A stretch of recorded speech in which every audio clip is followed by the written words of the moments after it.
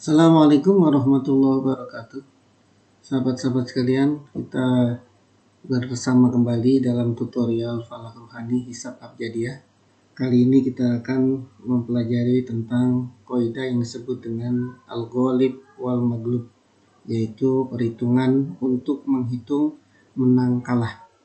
Kalau ada pemilihan presiden, itu bisa pakai Al-Ghalib wal Maghlub, pemilihan wali kota, pemilihan gubernur, bupati, atau ada dua orang yang bersengketa, siapa yang menang, siapa yang kalah.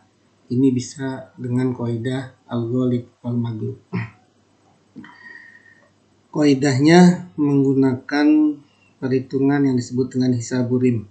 Jadi bukan pakai abjadun hawazun, bukan pakai abjadiyah, tapi pakai kaidah hisaburim. Di mana ya itu 1, ro itu 2, alif itu 3, ba itu 4, sin itu 5, sampai to itu 1000. Jadi beda dengan kaidah hisab abjadiyah. Silakan sahabat-sahabat di screenshot saja ini agar bisa memudahkan untuk penghitungannya. Jadi pakai kaidah hisaburim. Kemudian yang diperlukan juga ada aplikasi namanya Division Remainder Calculator. Ini juga silakan di-download kalau yang belum punya, untuk membantu penghitungan sisa dari pembagian. Kemudian ini langkah-langkahnya. Ini langkah-langkah penghitungan. Jadi langkahnya yang pertama adalah hitung nama masing-masing dengan kaidah hisaburim. Si fulan berapa, si fulan itu fulanah berapa, calon yang A berapa, calon yang B berapa, masing-masing dihitung dengan kaidah hisaburim. Kemudian jumlahnya masing-masing dibagi 9.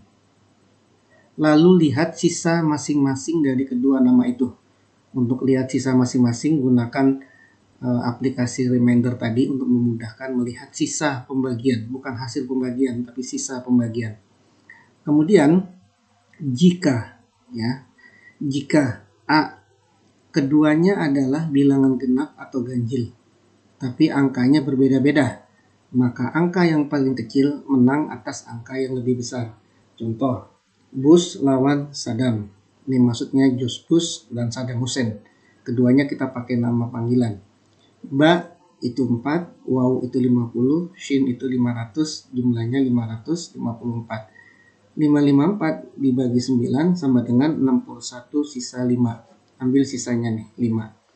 Kemudian Saddam, short itu 60, dal itu 40, alif itu 3, mim itu 30. Jumlahnya 133. Lalu 133 dibagi 9 sama dengan 14 sisa 7. Ambil sisanya. Nah, 5 ini kan ganjil, 7 ini ganjil. Sama-sama ganjil. Maka angka yang lebih kecil mengalahkan angka yang lebih besar. Dalam hal ini Bush mengalahkan Saddam. Bush 5, Saddam 7. Angka yang lebih kecil mengalahkan angka yang lebih besar. Berarti George Bush mengalahkan Saddam Hussein. Jika B, kalau tadi sama-sama bilangan genap atau sama-sama bilangan ganjil. B, jika yang satu angka genap dan yang satunya angka ganjil, maka angka yang lebih besar mengalahkan angka yang lebih kecil. Contoh, Anies melawan Ahok dalam Pilkada DKI. Alif itu 3, nun itu 6, iya itu 1, sin itu 5, sama dengan 15. 15 dibagi 9 sama dengan 1 sisa 6. Ahok, alif itu 3, ho itu 600, alif itu 3, kaf itu 7. Sama dengan 613. 613 dibagi 9 sama dengan 68 sisa 1. Nah, 6 ini genap, 1 ini ganjil. Kalau ada bilangan yang satunya genap, yang satunya ganjil, maka angka yang lebih besar mengalahkan angka yang lebih kecil. Dalam hal ini Anies mengalahkan Ahok, karena nih 6 ini lebih besar daripada 1. Jadi Anies mengalahkan Ahok. Contoh lainnya, Musa lawan Fir'aun. Mim itu 30, waw itu 50, sin itu 5, alif lainah itu 3. Sama dengan 88, lalu 88 dibagi 9 sama dengan 9 sisa 7. Fir'aun ini setelah dihitung 758 jumlahnya, 758 dibagi 9 sama dengan 84 sisa 2. 7 ini ganjil, 2 ini genap. Karena yang satu ganjil, satu genap, maka angka yang lebih besar mengalahkan angka yang lebih kecil. Dalam hal ini, Musa mengalahkan Fir'aun. Musa angkanya 7, Fir'aun angkanya 2. 7 dan 2 lebih besar 7. Jika C, 3 ini C, keduanya angka genap dan angkanya sama. Sama-sama genap, sama-sama angkanya sama. Jadi sama-sama 2, sama-sama 4, sama-sama 6, dan selanjutnya.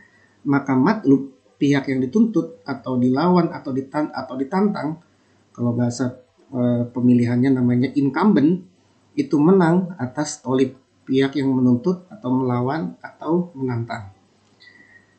Kedua, D, keduanya angka ganjil dan angkanya sama-sama ganjil, sama-sama angkanya sama. Jadi 1 sama-sama 1, sama-sama 3, sama-sama 5, dan selanjutnya.